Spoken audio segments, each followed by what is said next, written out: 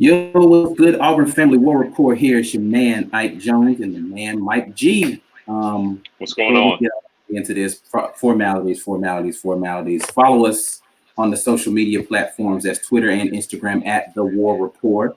You can also find us on Facebook just by searching the War Rapport. Also, if you're watching this on YouTube, make sure you're clicking like and subscribe to our posts so you can know when all the videos are happening.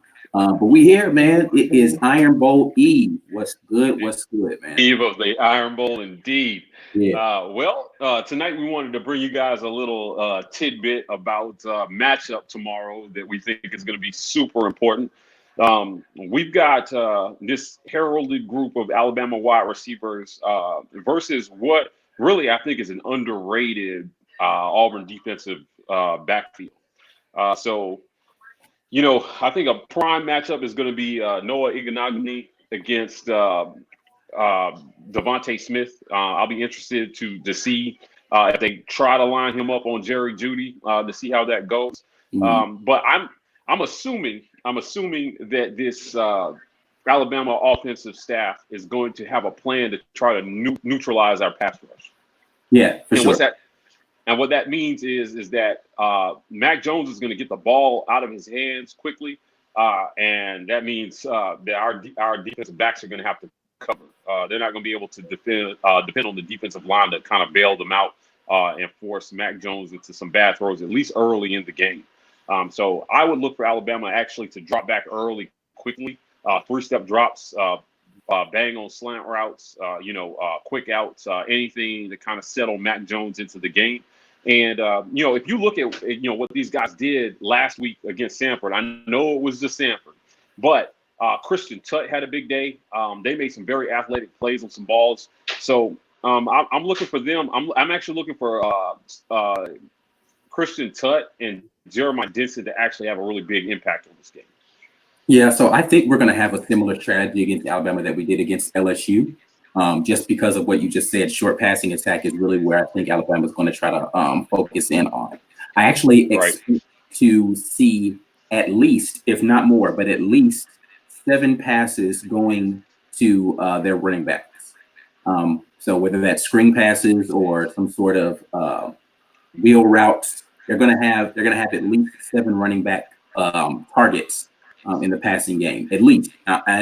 And when I say at least, I mean design things. I don't mean like dump downs or check downs. I'm talking about things that are designed to go to the running back out of the backfield. I'm going to see. I expect to see at least 7 of those in this game. But as far as the wide receivers are concerned, a lot of short passing routes are going to be happening. I'm looking for a lot of slants and bubble screens to be happening on the outsides. And like you said, Noah's going to be a big part of that. Igbinoghene is one of the faster DBs out there, so he's definitely, I would say, the best matchup for Devontae Smith, who's a speedster, or a Waddle. Tutt likely will be matched up. If we're going to be playing man, it's likely going to be Waddle against Tutt. Javaris Davis will probably get the lion's share of duty. Him and McCrary will get the lion's share of duties against Jerry Jeudy. But it's going to be a lot of quick hitters, and they're going to have to be sound in tackling. Tackling is going to be the big thing. If Alabama can break some tackles, then it's going to be a long day in the defensive backfield, which is why you said guys like Jeremiah Denson are going to have to be really sound and coming up in their, not just their run fits, but just being able to make sure we are, whatever's coming across the middle, that they're going to have to get them down quickly. Well, you made a good point about Alabama using their running backs in the passing game, right? And I think that's going to mean that we're going to see some big plays from Smoke Monday. Those guys, he's been big, kind of coming up and stuffing the run or stuffing the pass on those short screens, blowing up blocks, just kind of getting there. He's got a nose for finding his way to the ball. Again, I think they've got all the talent. I think that we match up well. But our playing defensive back in football is probably one of the hardest positions to play. You can't, covering a receiver effectively for more than like 3 or 4 seconds is really difficult. But I think that they're not really going to have a choice in this game, because I'll be surprised if Alabama lets their backup quarterback sit back there the way Derek Brown has been, wrecking through blocks this season. The only effective strategy for blocking him has been holding him. Absolutely. Really. Yeah. all season. And so they're really going to want. They're going to. I mean, they've got 11 games worth of game tape now on how to try to avoid Derek Brown and Marlon Davidson having a big impact on this game. And so the short passing game is going to be a big part of it. Remind me, we actually have a defensive back suspended for the first half of this game because of a targeting call. Yeah, it was Jamie. Was it Sherwood? Yeah. Sherwood. Yeah, Sherwood's out. Again, I'm not sure that's going to have a super big impact, but, in the event of an injury, that might actually come into play for that first half. Yeah. But, Roger McCreary has had a big year. This defensive backfield has been surprisingly good. And I think even a little overlooked in a matchup going into a matchup like we have tomorrow. So, I think underestimate them at your own peril. These guys are going to be looking. They kind of got a tune up against Sanford. Again, Christian Tutt just kind of flying through on some, a great interception. Caught the ball, kept his feet in bounds, making some amazing plays out there. So, I think the speed of Alabama's receivers, man, it's a matchup nightmare for most defensive coordinators. So going back to defensive line play, I do think, even though I think they'll have a plan to neutralize, I do think getting pressure on the quarterback is going to have to come into play somewhere in the second half to help these receivers out. Our defense has shown us 11 times this year that they will get the offense the ball back as many times as possible for them to have a chance to at least win. So we've said it in previous broadcasts. I think to beat Alabama tomorrow, what we're really going to need is we're going to need a defensive score or special teams score. Which we this is probably for this entire season. I don't think nothing off of the special teams. As far other than those, which those are even at a premium this year. But right. I'd love to see the history on when was the last time all out a special team score outside of a field goal in an entire season. But you're right. We haven't had a special team score all season. They're going to have to find some offense from some unconventional places tomorrow.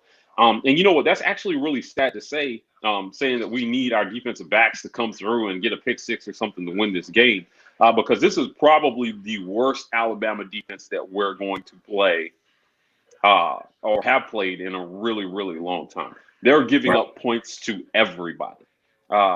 Arkansas and Ole Miss both put up 30 plus on this Alabama defense. And I hate to say it, but in all the top 10 matchups that we've had this year, we have not broken. We haven't broken the 30. Well, I don't even know if we've gotten to 28 in any of those matchups. Right? We haven't scored 4 touchdowns in any of those matchups. So, lost to Georgia 14-21, lost to LSU 20-23. Lost to Florida 21-26. I mean, they have just not found a way to score points in these big games. So the defense getting the offense the ball back has kind of been a given. I'm going to be looking for them to actually finish the deal on one of these drives and put it in the end zone to kind of give them, if history is any indicator of what we can expect tomorrow, we can't really expect to put up more than 2 offensive touchdowns tomorrow. Again, that sounds really sad to say against this Alabama defense. I mean, if Arkansas could put 30 on them, you would think we'll be able to do a little bit more than that. So if Auburn puts up 30 tomorrow, we win. I believe that this defense can hold Alabama under 30 because, they gave up 46 to LSU and they scored 40 on them, and we barely 23 in their own house. So defensive back play is going to be really big. I just really feel like picks have been kind of at a shortage this year. If you think about it, we have not intercepted a lot of passes, and what a great time for them to kind of show up and try to turn that around. I know they had 2 last week. 2 more this week would go a long way into helping Auburn get the W. Yeah, I think we're going to have to be an opportunistic defense. A lot of that is going to be on the pass rush and making Mac Jones feel uncomfortable back there in the pocket. Hopefully the defense can avoid a lot of the pass interference calls. Speaking of Noah Igbenogany, He's had a few of those this season. Javaris Davis has had a couple. I think pretty much the rest of McCrary's had a few. He had a couple in the LSU game. But for the most part, the defensive backs have played fairly sound principled football in the back end. Coverage busts every now and then, but having a ferocious pass rush will really will make sure that you can equalize that playing field against those talented receivers. If the quarterback doesn't have time to get in the ball, it doesn't matter how great the guy is catching it, because he's not going to be able to do anything. So that's going to be what kind of game plan do you think Steele is coming in with here? Do you think that it's possible that we see maybe some safety or corner blitzes? Does he get exotic and try to confuse him? What is he doing with this defensive backfield tomorrow to kind of throw Mac Jones off? I think, early in the game, we're going to see a lot of base. I do believe that they're going to see a lot of that cloud coverage that was happening with LSU with the 6 DBs. They were doing a lot of dime stuff. I think we're going to see a lot of that just to make sure we have a lot of people in the defensive backfield that can stay with those speedy receivers and tackle in space. But I do expect, if we can get them into 3rd and long situations, to force the hand of Mac Jones to throw some quick passes in situations where he might not want to, where he wants to see some routes develop. There's going to be some blitzing coming in those situations. So I do expect to see, a Noah coming off of a blitz or a Tut coming off of a blitz to try to confuse them and make him get the ball out of his hands quickly and trust his back end to make the tackles to stop the first down, rather than a long developing play or some sort of clean pocket that allows him to hit some sort of a receiver that's, cutting across the field and getting in space. So I do expect blitzes. That's interesting that you say that, right? Because my next question would be, do we dare play press coverage against these receivers and risk something over the top? If they watch the Georgia tape, that's how we gave up the first touchdown to Georgia, right? An out of play safety, who got confused and we didn't have anybody over the top. And, Fromm didn't make a lot of throws in that game, but he made the ones that he had to. I think we have to assume that Mac Jones is going to be able to make the same plays. So are we more of a zone tomorrow, or are they playing press coverage? I think they're going to mix it up a lot. I do think you have to challenge the receivers on the outside, but I don't know that they're going to just strictly try to do that the entire game. Caesar just jumped in here. Let me see if he can grab in here real quick. Let me see if I can get him in here. Caesar, what's up, man? What's up? Yeah, man, we already in here talking these DBs versus the wide receivers. Yeah. Your camera turned sideways, man. Turn them back to the other side. It actually looks straight on my end. Yeah, it's cool. Now you upside down. There you go. We in there. All right. I got to flip it one way, then flip it back. Yeah. I do expect to see a mix of coverages, though, with what we're going to see from him, just because you don't want him to get comfortable with any particular look. So I expect to see some zone cover. I expect to see zone a lot when we blitz. So what I don't expect to see is man coverage and blitzes. I expect to see zone coverage with blitzes if we're going to be blitzing. But as far as constantly being in man a lot, I don't anticipate being in man a ton, unless it is going to be situations where they're in a short distance thing and they want to be able to press up against it. Right. Yeah, I'll be interested to see. I mean, again, speed kills. They've got plenty of it at wide receiver, and if we get caught in a press situation with no help over the top, that might spell disaster. I haven't seen. Well, we don't know how accurate Mac Jones is, though. He might not be able to take it. Right. Yeah. I'm wondering if Steele is going to dare him to throw those passes tomorrow. Yeah, I think it'd be wise to at least. So the reason why I think we are going to press on them a lot is just because I do expect a lot of those quick bubble screens and those quick slants. And so you want to throw those timing routes off. You don't want to let them just have a free release. And so they're probably going to be super physical with those guys at the line and try to make sure that they're not getting an opportunity to catch and run. It's like, all right, great. You can catch the 2-yard hitch, but there's going to be a guy on your hip, right? You can throw the bubble screen, but there's going to be a safety coming screaming down to make sure that that's either a negative play or a very short yardage one. So I do expect them to challenge those receivers on the outside and test the accuracy of Mac Jones and test the timing of those receivers with him in just having 2 weeks of work with that first team. Yeah. I agree. I agree. And also too with Jordan here rocking, being loud, road environment. The last thing you want him to do is get confidence early in the game. Yep. If you can rally him early and often by throwing off the timing of those receivers, that's going to be key for Auburn. So yes, jam up the receivers, get in their face, and don't let him get in any kind of rhythm early. Yeah. So conversely, though, I do expect Alabama to take a quick shot. Like I expect them early in the game to try to go for a home run just to try to quiet the crowd down a little bit and see if they can just get something over the top deep.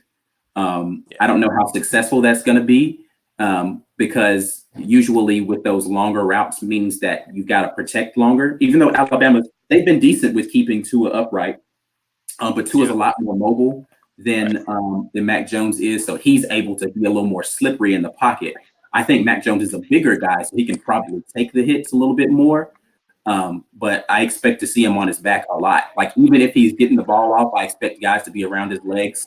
I expect him to get hit, just after he releases a lot, just to make him have to pick himself up off the grass as many times as possible. Right. I expect Christian Tutt to come up big tomorrow. He's had a great season.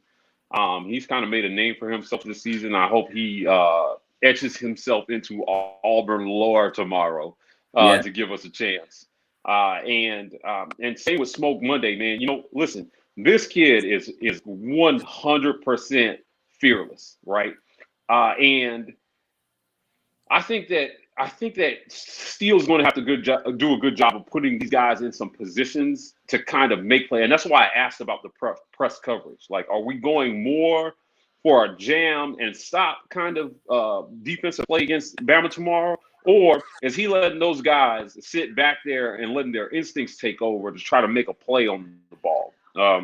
That first drive, for those of you who at home who don't know, for most offenses, is scripted. The first 8 to 10 plays are 100% scripted. So I think it'll tell us a lot what that demo script looks like in those first 8 to 10 plays about what their plan for the game is going to be. Are they effective moving it, or does Auburn blow that plan up and then he's got to go to plan B for drive number 2 or 3 of the game, right? And the defensive backs. Again, I'd love to see some exotic kind of safety. Tut has been really effective getting to the quarterback when they blitzed him this year. He's got, some quarterback hurries. He's got a couple sacks. Smoke Monday has been good, blowing up bubble screens and stopping, kind of like the short passing game when teams have chosen to go kind of lateral to the line of scrimmage and trying to set the edge and block on the outside. Those guys tackle well in space. Same thing with Jeremiah Benson. Daniel Thomas has been good in run support. So our safeties have been really good at making sure that when they're asked to come up and make tackles, that they're doing that on a fairly consistent basis. Open field tackles like further down the field have been a problem sporadically, but filling in the box, they've been great with it. All right. So I gotta ask, kind of in closing, we wanted to give y'all a little tidbit before the Iron Bowl. Who's your guy in this secondary that makes the big play tomorrow? Yeah, you know what? I'm going to surprisingly go with the guy who was out of place. I'm going to go with Daniel Thomas, just because I think Daniel Thomas is the one who feels as if he's got something to prove. This is his last one, if I'm not mistaken. If he might, no, Jeremiah Denson's the senior back there. But I think Daniel Thomas is the one that's going to come up with the big play for us this. You already mentioned him. I was gonna go with Denson. This is Swan song. He's gonna come out. He's gonna ball. He's gonna do it for the AU. So I got Denson. He's my horse. I'm gonna cheat a little bit. I'm gonna have an A and a B. My A is Christian Tutt. Listen, man, Christian Tutt is coming to play ball tomorrow. Yeah, and I like that. I really think that he's. Yeah, I think he's going to be a factor in the run game. I think he's one of those guys that you always see near the ball. He's got a sense for the ball, and I think he's going to just be around when a play needs to be made. My B player for this is going to be Roger McCreary. That's a good one.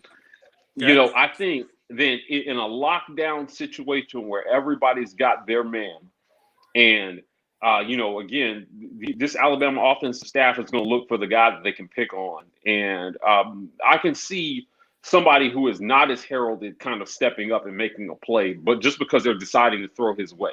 Right. And that's where defensive line play may come in, because again, when you're choosing to pick on the little guy and Derek Brown's in your face, I believe a guy like Roger McCree is going to be able to step up and make a play in this game. So I'm looking for him to have a big day tomorrow as well.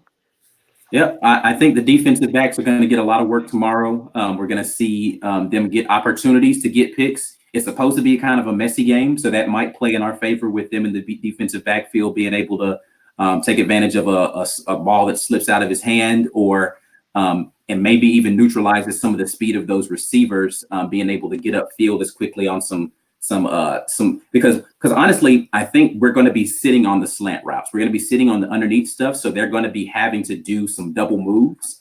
Double moves take time to develop, so maybe we'll be able to take advantage of a poor throw or a receiver slipping or something like that to get a big play, and that's what I'm looking to see happen for us. Right. Definitely. Big day tomorrow. Yeah, man. Big day tomorrow. I wish I could say I were more confident, but yeah. I'm not confident, but it's one of those things. Secondary, you should feel good. It's that other position, other side of the ball we've been working. Yeah, listen, the whole defense. Linebacker. I know this was a talk about defensive backs, but you know, linebackers, defensive line, again, they've just been very consistent all year. And you know, I believe that you can credit coaching for that. You know, we did a whole segment on Travis Williams and the job that he's done with these linebackers. Defensive line over the years has been a strength of this team. The defensive backs have probably been the weakness, but they've caught up, you know, in the last 24 months. So you know, this is a championship level defense. They won't win a championship year, but this is a championship level defense. They have played like it all year. And let's just be honest, Bama is not the best team we will have played this year. Right. Yeah. Right. Just so, a quick shout out, Marcus Woodson. I had to look it up and make sure I got the name right. That's our DB coach. Actually, it's his second year, right? Yes, his second year. Yeah. We got the guy from Ole Miss came over this year. Yeah. So I want to make sure I get the correct name for the DB coach there. Also, too, I don't know if you guys have mentioned it. I did come in kind of late. I am proud of this defense not allowing too much to get behind them this year. So that's been refreshing to see in our secondary. That was one of the things that Mike said it, the past 24 months, we've improved by leaps and bounds. But previously, before that, we had kind of a knack for allowing plays to get behind us and receivers to get behind us. So we kind of cut down on that this year, and that's been refreshing to see. Yep, definitely been. Georgia. Yeah. They did it versus Georgia on their first touchdown, and we mentioned that before you jumped on. And that was why I was asking about, you know, do we play press? Do we are we defending these Alabama receivers? We had an out of place safety versus Georgia. Didn't make a whole lot of throws in that game, but he made that one, and it was for a touchdown. So you know, this rivalry over the last few years has produced some epic moments.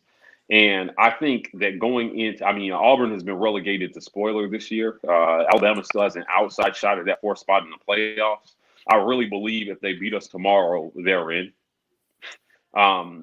Unless Georgia beats LSU in the SEC championship game. But you know, if LSU wins that game and Bama beats Auburn, I believe Alabama will slip into that fourth spot. I can think of no better early Christmas present than us messing that up. So, this rivalry has come down to a lot of like really tough coaching calls at the end of the game and in critical spots. And I think that this year is not going to be any different. But again, how Steele chooses to play these Alabama receivers, because they're as good as you're going to find anywhere in the country. They don't have Tua throwing them the ball. So, you know, +1 on Auburn's side. Just not to say that Mac Jones won't have a good game tomorrow. But the element of run is not as scary without Tua back there, right? And he's very Tua was very accurate. You know, I don't know, this again for a first time backup in the Iron Bowl, you know, in hostile territory. I really believe that we could rattle him early. He throws an early pick. You know, how short is his memory going to be after that first turnover, whether it be a fumble or interception, right? And I honestly think that the interceptions will stick more. You know, if he starts second guessing himself, if he gets just a little gun shy back there, does because I don't think they can beat us trying to run the ball down this defense's throat. Like, Yeah. I don't think that's going to be an effective strategy for Alabama tomorrow. I don't know, Mike. Seeing Derek Brown running at you full speed would kind of throw me off, but maybe Mac Jones built different. So I don't know. That could get in his head too a little bit if we have success up front. Yeah, and I'm looking forward to seeing that. Yes, indeed. I'll put it this way: the longer Mac Jones stays upright in the pocket, the more worried I am. For sure, because it's only a matter of time those receivers get open. So if they can keep him running and keep his clock ticking, that's good news for our secondary. Absolutely. He just has to make average throws at that point too. Like, he doesn't have to do anything amazing at that throw that's there and make the right read. Right. So Right. I'll be in again, but they have not played anything close to this Auburn defense yet. So again, momentum early and often. If we can, you know, do what we've done, force 3 and outs early in the game, and this offense can get any momentum going, fellas. And when I say any momentum, I mean just like, can we win the field position battle early? Right. You know, downs. Can we get Daniel Anders Carlson not in a 49-yard field goal situation like we have been the last few games? Can we get him some makeable kicks, right? And just put some points on the board consistently from drive to drive. And I'll tell you, I'm going to go ahead and make a bold prediction for tomorrow. You guys know how I hate absolutes, so well, I'm prediction going to do number 2, right? Right. It's going to be if this happens, this will happen. I believe that if Auburn can win the field position battle early, and they can at least go field goal, touchdown, field goal to start the game, we beat Alabama by 3 touchdowns tomorrow. And that's how much I believe in this Auburn defense. Start the game, first 2 drives with 10 points. 2 drives, we beat Alabama by 3 touchdowns tomorrow. Okay. Hey, I don't think that's a bad bet because we haven't started good in any game yet this season, other than the ones where we blow teams out. We're due. So we're due. We're due. That's my hot take for tomorrow. I just sign think me really, up for that. If they can get anything going on from an offensive standpoint, keep this defense off the field, you know, in that first half, and they can be fresh going into the second half.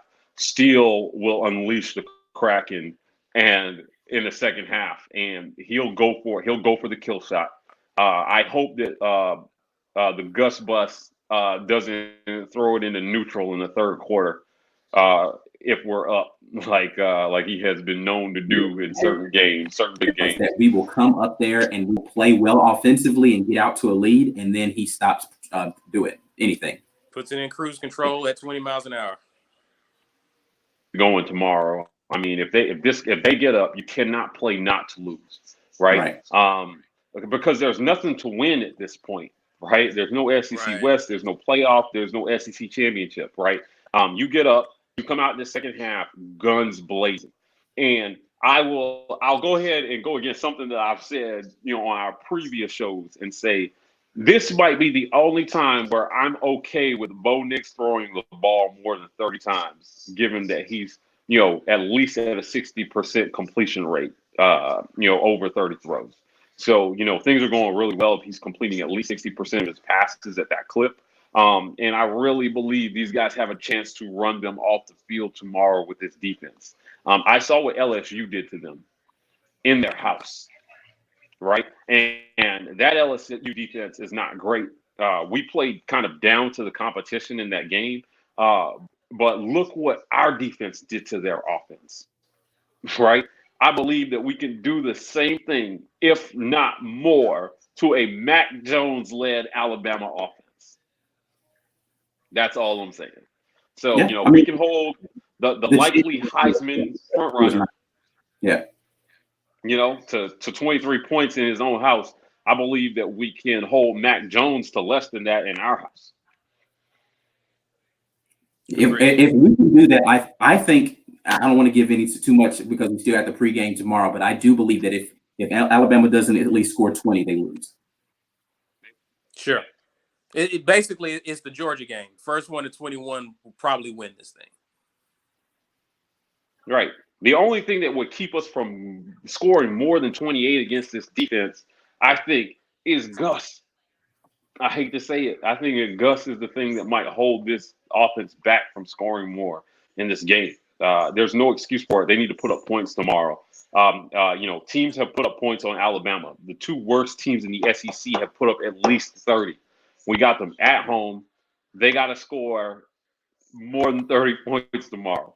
So, yeah, I don't know. I don't know, fellas. They've got talent. No doubt. I think on the strength of their talent, they'll get a couple touchdowns. But I think this could be a year where we kind of expose Alabama a little bit. Defensive backs will come into play. Of course, the whole defense will be a factor in that. But yeah, I'm looking for us to expose them at least for a portion of this game. Whether they can keep that up will depend on how well the offense. Right. I agree. Cool. All right. Well, we got to leave them something for the pregame show tomorrow. There's still a ton of stuff to talk about. There are a lot of things that we want to get into. So you guys make sure that you are tuned right back in tomorrow morning. We will be here. I forgot what time did we decide we were going to be doing this tomorrow? 11:30 Central. 11:30 Central. Yeah. So we'll be back on a live broadcast tomorrow, 11:30 Central, before the Iron Bowl. We are going to be talking Alabama Auburn. So you need to be here. Following us on the Twitter, especially during the game, going to be a lot of live tweeting going on. Instagram will be as well. If you are watching this on YouTube, make sure you're clicking like and subscribe so you can know when we are going live, pregame, halftime, and postgame. We will have shows for you tomorrow. War Rapport Crew, we are in here as always. I am Ike Jones. Follow me at GI the Artist. You can follow Mike G and Mike Gittin, and then you can make sure that you are following Caesar Walker at Caesar Walker on Twitter. So we will be right back. Anything else, fellas? War Eagle. Go. War Eagle.